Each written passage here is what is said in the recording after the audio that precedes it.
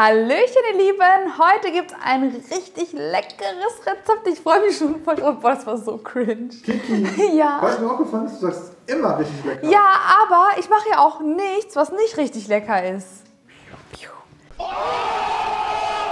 Also, wir machen heute eine No-Bake Erdbeertorte mit Oreo-Boden, mit einer unfassbar leckeren Creme und mit einer richtig tollen Glasur. Also, ich fange jetzt direkt an mit meinen Oreo-Keksen. Wir brauchen die Creme nicht. Die bitte rausnehmen und also generell bei diesem Rezept, sonst nehme ich die mit in die Creme rein. Ich möchte nicht, dass es so pappig süß wird, deswegen brauchen wir das nicht. Ich bewahre es aber auch für irgendein anderes Rezept, könnt ihr einfach im Kühlschrank aufbewahren.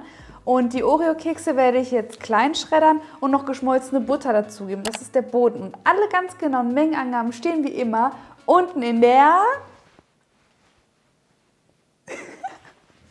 Gib mir doch keinen Korb. Infobox. Unten in der Infobox. Ich will dich immer so einbringen und so und du... Die Arme. Ich bin enttäuscht. Nein, also ja, ein bisschen, aber ist egal.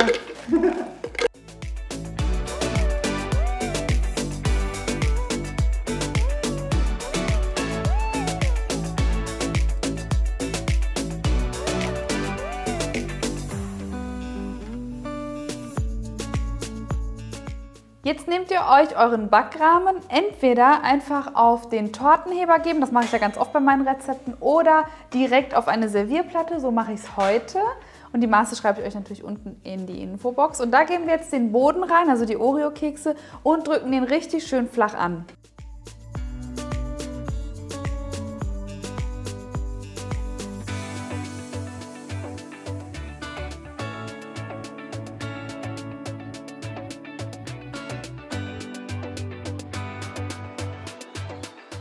Ich habe jetzt den Boden komplett mit Erdbeeren belegt. Einfach vorne den Strunk gerade abschneiden und dann stehen sie auch richtig schön gerade. Wichtig ist, dass die Erdbeeren auch nicht mehr nass sind, also gut mit dem Küchenpapier abtrocknen, nicht abtropfen.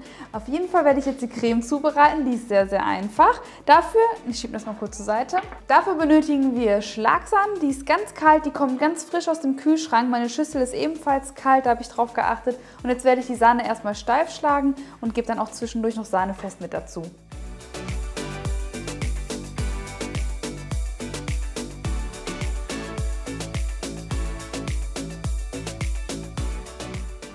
Ja, ist denn die Sahne auch fest? Das wollen wir doch mal prüfen. Nein, nein, nein, ich traue mich nicht, Die ist bestimmt fest, die ist bestimmt fest. Ja, probier doch mal. Okay. Komm, du Feigling.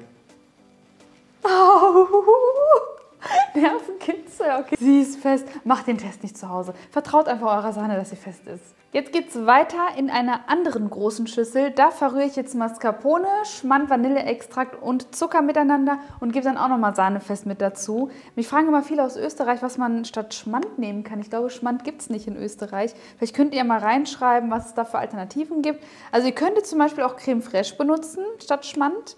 Das würde auch funktionieren, aber ich finde es auch immer so toll, dass ihr euch in den Kommentaren gegenseitig helft, muss ich sagen.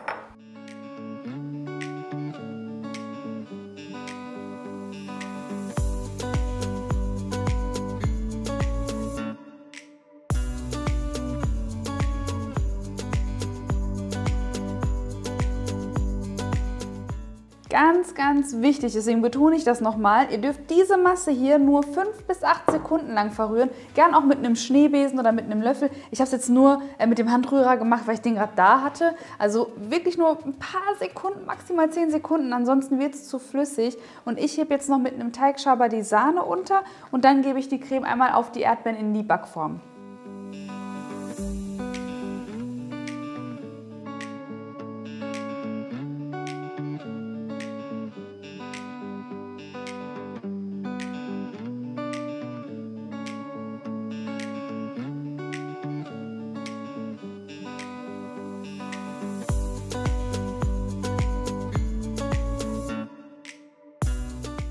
Ich habe jetzt das Ganze noch mal kurz für 20 Minuten in den Kühlschrank getan. Gleich brauchen wir auf jeden Fall noch mehr Kühlzeit, aber ich wollte, dass die Oberfläche schon mal ein wenig fester wird. Die ganze Creme wird noch richtig schön schnittfest nach der Kühlzeit, aber wir brauchen jetzt einen leckeren Guss. Ich wollte von Anfang an meine Schokocreme als Guss oben drüber geben, einfach damit man nicht nur Kuvertüre hat und nicht nur was Süßes, sondern auch was richtig mit Geschmack. Hier sind ja auch 33% Haselnüsse drin, das heißt, ihr habt noch mal so einen richtig schön nussigen, schokoladigen Abschluss. Dann hat Hamza sich aber gemeldet und gesagt, warum machst du nicht Haselnuss und Schoko, also gleichzeitig als Guss? Ich werde das jetzt machen, Hamza, auf deine Verantwortung, aber ich stelle mir das... Mezzomix, ich stelle mir das auch richtig gut vor. Also ich werde jetzt meine Haselnusscreme und meine Schokocreme bei geringer Wattzahl, das heißt 360 Watt für ca. 20-30 Sekunden in die Mikrowelle geben und dann als Guss einfach oben drüber gießen und das wird dann später auch nochmal richtig schön schnittfest.